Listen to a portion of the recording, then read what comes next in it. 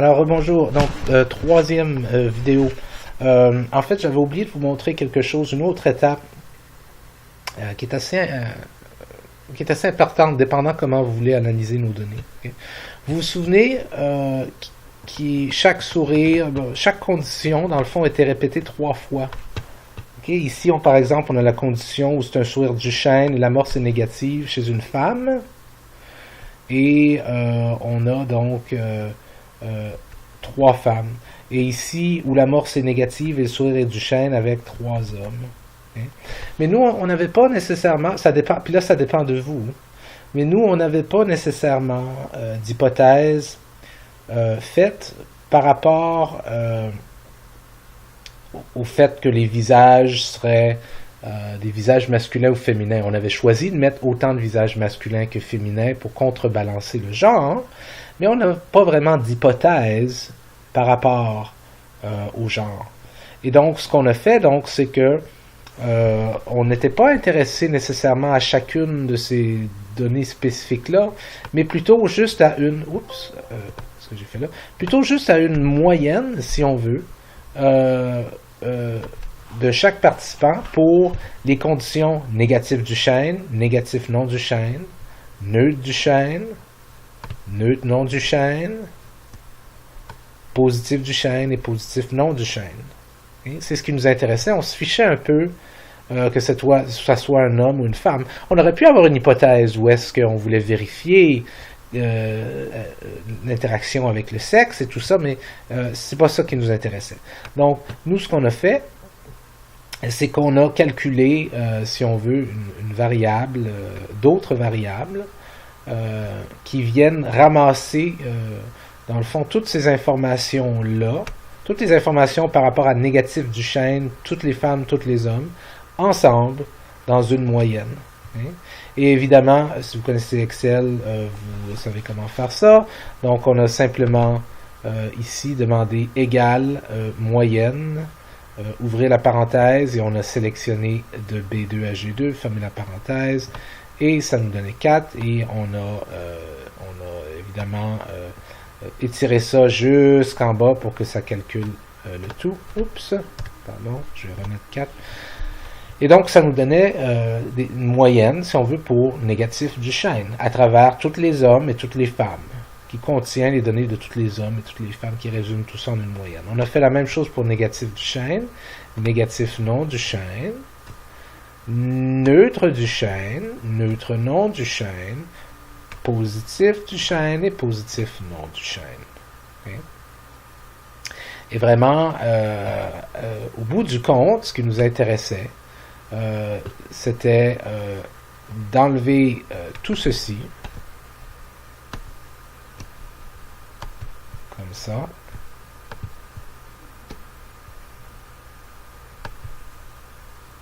Ce fichier de données-là n'est pas le final pour nous, là, si jamais vous remarquez qu'il n'y a pas beaucoup de participants ou ainsi de suite.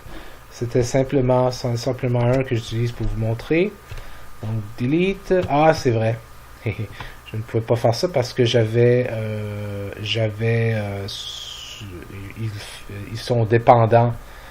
Cette variable-là, toutes les variables en jaune sont dépendantes des autres. Donc, il faudra d'abord que je les copie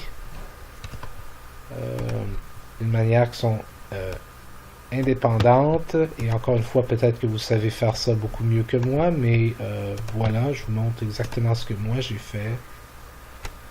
Ah, zut. Ok, on l'a. Je les ai. Donc, copier ça. Par exemple, ouvrir un nouveau fichier. Nouveau. Voilà, nouveau classeur, oui.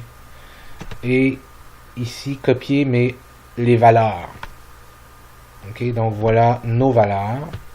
Négatif Duchenne, négatif non Duchenne, neutre Duchenne, neutre non Duchenne, positif Duchenne, positif non Duchenne. Et sauvegarder ça en .csv. Ok. Donc, sauvegarder ça en .csv.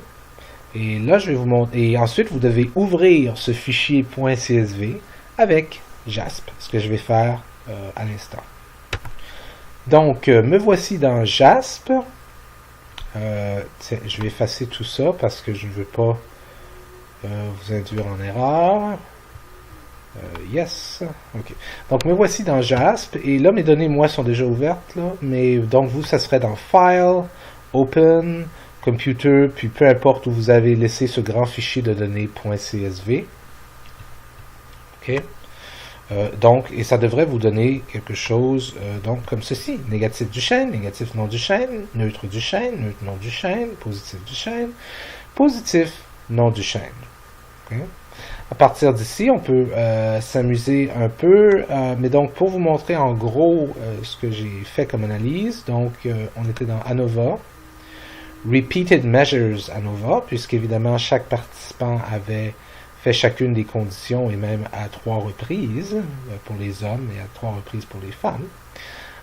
Donc Repeated Measures ANOVA. Et donc ici, il me demande les différents facteurs. Alors, le premier facteur, je vais mettre, c'est amorce, par exemple. Et il me demande les 3 niveaux d'amorce. Donc, il y avait 3, les niveaux d'amorce, il y en avait 3. Il y avait négatif, je vais donc écrire neg. Il y avait, allons-y avec, suivons l'ordre, tiens, neutre, nœud, et ensuite pose. OK. Je vais... ensuite, je ne veux pas un 4e niveau, mais je vais aller à RM Factor 2. Le deuxième facteur, c'était le sourire.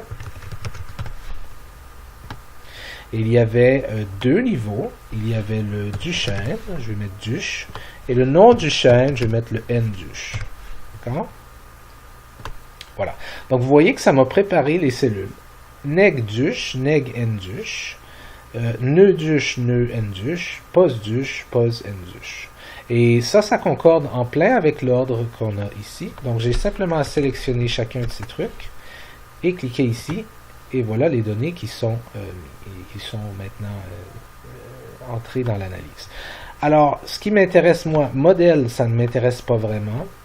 Assumptions check, comme je fais une analyse de variance, je vais vouloir vérifier, je pense, la sphéricité avec une correction au cas où c'est sphérique. Si je ne me trompe pas, le test d'homogénéité n'est pas nécessaire. Je vais le cliquer quand même, là. Donc, les contrastes, ici, ça ne nous intéresse pas non plus pour l'instant. Les tests post-hoc qu'on veut, donc on veut les deux. On veut des tests autant... en fait, on veut des tests pour l'amorce. Pour le sourire, c'est pas nécessaire parce qu'il y a 2 types de sourire. Donc, on peut tout de suite voir où est la différence. Mais tiens, mettons-le tout de même. On veut les tailles d'effet. Et lui, il calcule ça, ces tests post-hoc, en faisant, dans le fond, des tests T à mesure à répétition. Donc, on veut des corrections. Moi, typiquement, je prends la correction de Bonferroni. Descriptive plots, ça c'est les tableaux, si on veut. Donc, qu'est-ce que je pourrais faire avec ça? Je pourrais avoir que les lignes soient séparées. On va essayer comme ça. Les lignes sont séparées pour les différents types d'amorces et l'axe horizontal. Non, tiens, faisons l'inverse. Sourire serait l'axe horizontal. Je pense que je me suis trompé. Bon, en tout cas, peu importe, vous pouvez jouer avec ça. Mais donc, je vais mettre amorce sourire. Tiens, on peut mettre les barres d'erreur. Additional options, je pense que c'est ici, oui, qui demande si on veut les statistiques descriptives, taille d'effet, état carré. Donc, on y va avec OK. Et donc, ce que vous voyez ici, c'est... je suis désolé pour ce petit rectangle-là. Je ne sais pas exactement pourquoi ça me fait ça. Ici, le no between, ce qui est en rouge ici, c'est normal. J'ai demandé pour un test d'égalité des variances de Levine et je savais très bien que j'étais plus certain, mais dans le fond, je me doutais bien que ça ne fonctionne pas lorsque c'est un sujet à mesure un facteur à mesure répétée, donc peu importe. Donc ici, vous avez votre ANOVA. Qu'est-ce qui se passe avec ce truc? Je ne sais pas pourquoi ça fait ça. Ici, vous avez votre ANOVA, donc avec... vous avez votre Sphéricité qui est, les données sont en effet sphériques, donc vous avez une correction appliquée, mais donc je vous laisse regarder ça.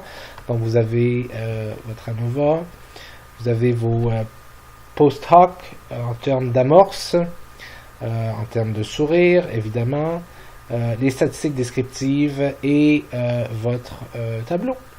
Donc, je vous laisse vous amuser avec cela, et puis voilà.